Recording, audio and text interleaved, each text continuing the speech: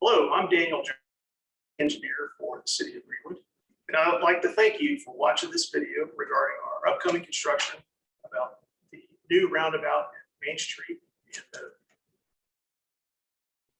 My name is Trent Newport. I'm the president of Crossroad Engineers. We performed the design on the project, led all the right-of-way acquisition and utility coordination, and then we'll also be managing the project through construction. City and Crossroad Engineers have had a long partnership with many projects, road projects and site development projects. In fact, Crossroad designed 3 of the existing roundabouts in Greenwood. I'll go ahead and share the slides for our presentation.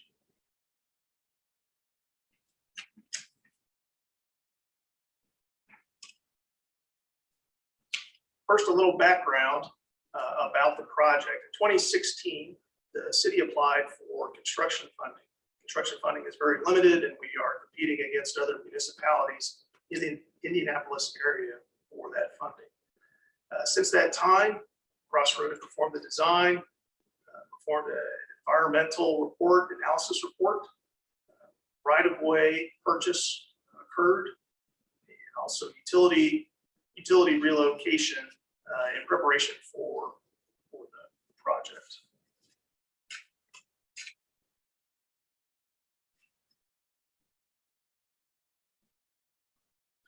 As far as why the project came about, so obviously the intersection is an intersection that has had some issues in the past, pretty similar to what Maine and Averett had before that roundabout was installed. Sometimes it can be tough to get out on the north and south legs. There have definitely been some accidents here, and some have been fatalities. And so there was definitely a need from the project from that standpoint. Why a roundabout? Roundabouts are safer. We show some data here from the Federal Highway Association. And this is just kind of a nationwide data about crashes being at intersections. That's a large amount of our intersection or of our overall crashes. And then how roundabouts compare to that. The reduction in fatalities and injuries, reduction in total crashes. And a large part of that is because they do require vehicles to travel at lower speeds. Another big reason for that is the angle of collisions. As you can see here, a high-speed collision can happen through a signal. If somebody is going through a green or beating a yellow or even running a red. And then oftentimes that angle of impact is what we call that T-bone impact, which can be obviously severe. Where roundabouts are different is that we create an impact that is at a different angle. And we reduce the points of conflict dramatically. As you can see here, we go from 32 to 8.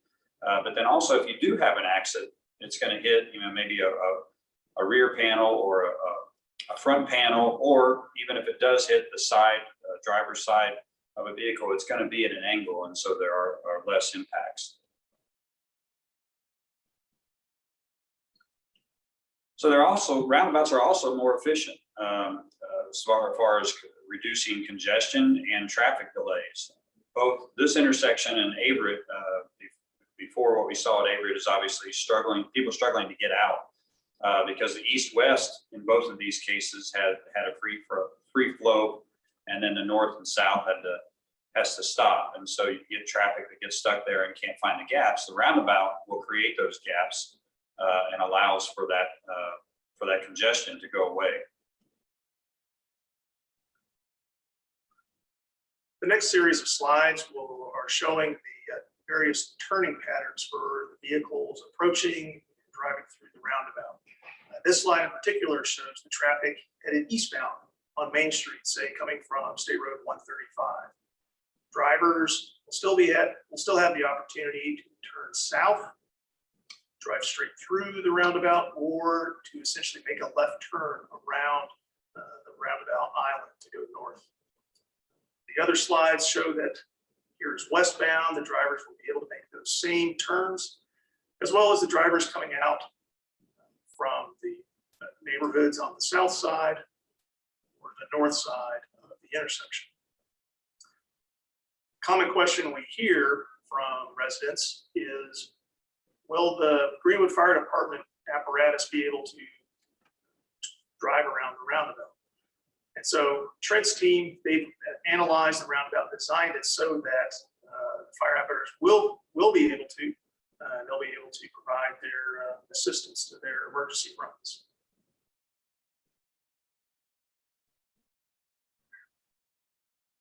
For any large vehicles, any large semis, 18-wheelers that happen to go through Main Street, say a moving truck needs to get into a residential neighborhood, those vehicles will be able to drive around the roundabout as well.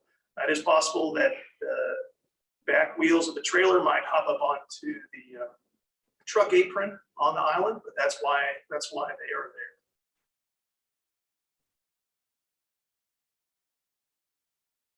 there. Just some overview information about the project. So last fall, last October, NDOT did hold a bid letting for this project. The low bid came in at roughly $814,000. And NDOT, in terms of their contribution, their federal funding, generally that's going to be about 80% of the project cost.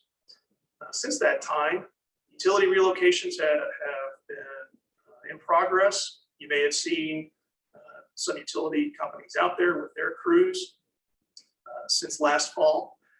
We anticipate that the preliminary work on site will begin in early May. However, the intersection will not be closed until after the Memorial Day weekend.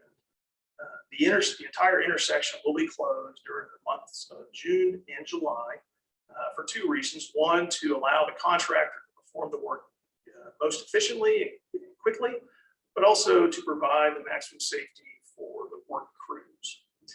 After the roundabout opens near the end of July, there will still be some remaining tasks, mostly landscaping, that will be performed in the fall. A big question that citizens ask is, what is the detour route? And that's what this slide represents here. There in the center of the screen, you can see the construction zone for Main and Meadowview. The green line around that represents the official detour route. It's going to utilize Averett Road, Smith Valley Road, State Road 135, and Fry Road. There are many residential subdivisions in this area. Those residents will still be able to access their homes without any issues. I do want to caution that you will need to drive around some barricades to get through there. So please use caution, look out for other vehicles as you're driving around those barricades.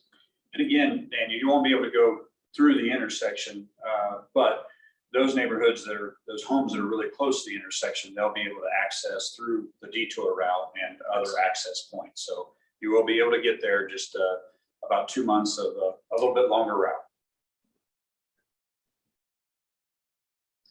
So Daniel mentioned landscaping, and this project is similar to previous roundabouts you've seen in Greenwood and surrounding communities that have some landscaping in the center. That's both for aesthetic purposes, but also it's actually a design tool as well. We actually don't want drivers to be able to see all around and through to the other side of the roundabout intersection, because what happens is drivers, if you cannot see and you're really focused where you should be, which is where traffic is coming from your left, then you slow down. And so it is a design tool that we use to try to get everybody to slow down going through the roundabout. So as you can see, this project has some fieldstone walls and some trees. We have some hardscape ground landscaping. And again, very similar to some of the other type of features that you've seen in some of the other roundabouts. As far as roundabout education, we talked a little bit before about safety and reasons why we do roundabout. Daniel showed us slides that show how you navigate a roundabout. This is a pretty simple roundabout with single lane.